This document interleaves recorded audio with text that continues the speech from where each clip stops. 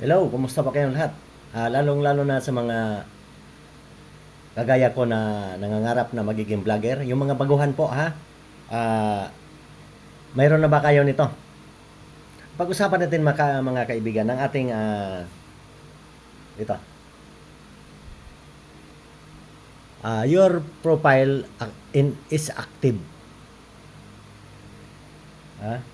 Ang ibig sabihin, lahat po, sa palagay ko, lahat ng nagbablog, ganito po ang makikita ninyo sa inyong dashboard.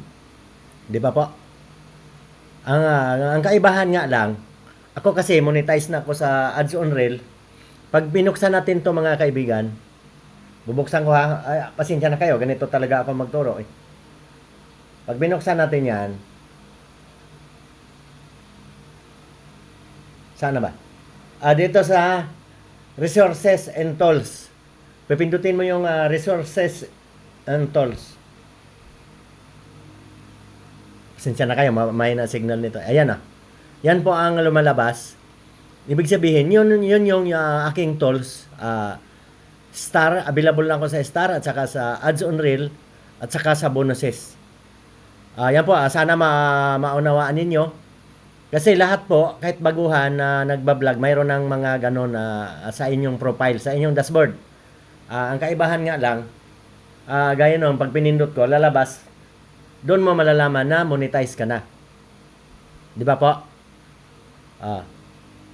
Yan lang po ang aking konting paliwanag kasi po, nung nakaraang araw, naggulat din ako kasi hindi nag-iba yung aking profile.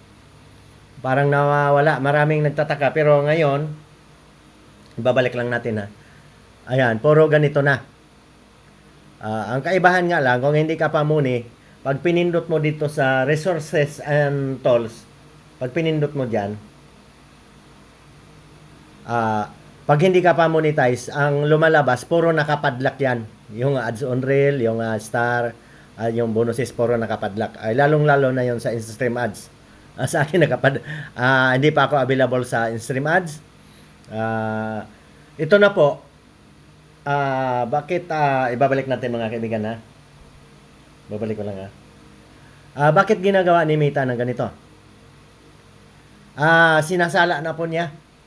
Kahit po hindi pa kayo namuni sa Ads on Reel, ibig sabihin, kung ganito na ang inyong dashboard, ibig sabihin na ano na yan ni Meta, na-check na yan lahat. Wala ka nang kakaba-kaba, kagaya ko baguhan din. Ibig sabihin, malinis ang iyong channel, ang iyong wala kang violasyon. Madalit sabi. Pero kung hindi ka pa nilagyan ng ganyan, sa iyong dashboard, hindi mo pa nakita yan. Kaya ibig sabihin nun, baka may problema ang iyong mga video. May copyright. Ito hindi naman ako tutorial, pero yun po ang aking pananaw. Kasi si Meta po ang may gawa nito. Hindi naman po yan magagawa. Kaya po, dalawang cellphone ang ginamit ko. Ayan po. Yan po ang tunay. Kasi madali lang din po yan na gayahin, itatype, tatakpan lang ang pangalan. At yung mga iba na puro ang nakikita mo sa screen, puro pang-aakit na halika, tulungan tayo. Ay bawal na po yan ngayon eh. Ibig sabihin, maganda naman samahan yan, magtulungan. Ibig sabihin, bawal, ay ako magbanggit na ng hindi magandang pananalita. Ibig sabihin, tulungan yan, magpaangat, iangat kita, iangat mo rin ako. Kaso po, malamang po, wala po yung mga ganitong dashboard. Yan po, ang tunay po yan ha. Yan o, tingnan mo yung pangalan ko. Kasi, hindi ako marunong mag-edit kaya ang hawak kong cellphone, laging dalawa, ganyan mas totoo ito mga kaibigan. Kasi pwede naman sabihin niya na pumunta, makikita mo doon sa wall mo. Puro kasi mga ganito ngayon. Kung napapansin nyo sa mga dadaan sa inyong wall, laging pinopost yan. Ako, tingnan nyo, mayroon ako doon. Kasi lalo na kung ano ka na sa bonuses, aprobado ka na.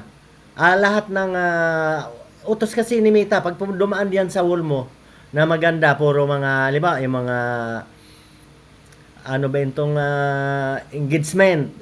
Pwede mo yan ano mo, screenshot, tapos ipopost mo yan. Magkakaroon ka ng earnings doon sa iyong bonuses. Masaya nga ako at ang aking bonuses parang malaki pa sa, ay sigurado, malaki pa sa ads on reel. Kaya sana po, pag ako nakasweldo na, ipapakita ko agad sa inyo. Saka yan, pinaglaanan talaga ako. Pag ako kumita dito sa Facebook, sa YouTube man, para talaga yan sa mga kapatid ko na ngailangan, sa mga kamag-anak. Papunta na tayo sa, kahit hindi kamag-anak, kung may mga gagawa tayo ng mga project kung paano makatulong sa kapwa.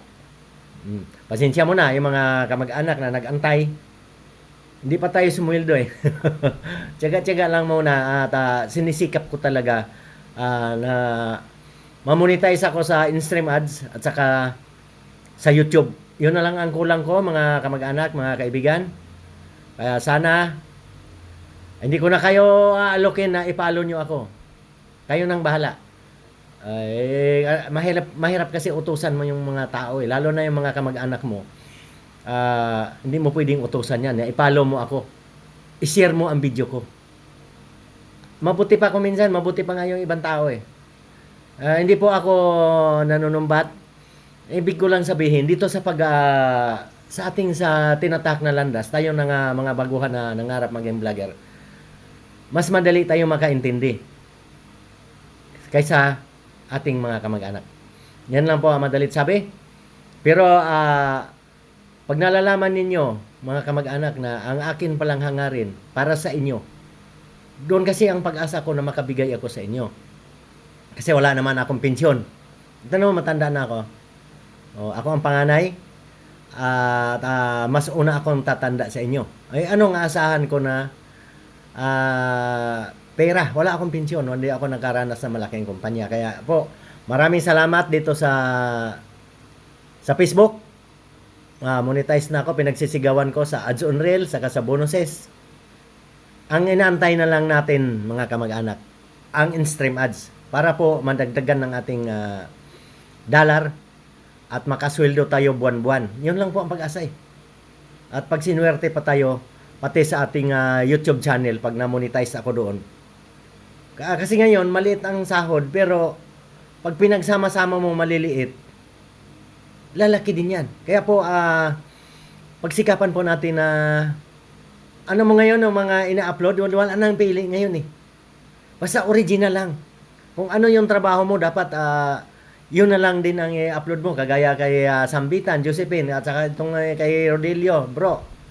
Puro sa trabaho, yun na lang. Kasi maganda rin yun kung makadayo ka rin ng iba-ibang lugar kung may pamasahe ka. Ako alam niyo sa magagandang pasyalan, kaya bihira ako makapag-video, kailangan kasi may service. Wala naman akong service kundi bisikleta. Mag-commute lang kami ng asawa ko pag kami dumayo ng ibang lugar. Kaya tiyaga-tiyaga muna tayo kahit anong video na lang para sikapin natin yung bonuses, mga kaibigan. Napakaganda niyan. Malaki pa ang earnings niyan kaysa ads on reel. Sige, ganito na lang. Ito kasi pinag-usapan natin kasi itong pinagkaguluhan ngayon sa mga wall ng ating dashboard. Ayan. Pagka ganyan ka na, ganyan na ang dashboard mo, panatag ka na wala kang violation. Your profile is active and earnings. Ibig sabihin, sala na yan. Kasi titingnan nyo mga kaibigan, original yan, aking isang cellphone yan, talagang aking profile. Kasi kung minsan, pwede naman na dumadaan din yan sa wall mo. Pero kung hindi naman nakalagay yung pangalan mo, siyempre matatakpan yan. Pwede pa rin yun na hindi pa rin yun original. Ito original. Ganyan. May kulay. Sige, hanggang dito na lang. Sana makakuha kayo ng aral. Ingat po tayo palagi.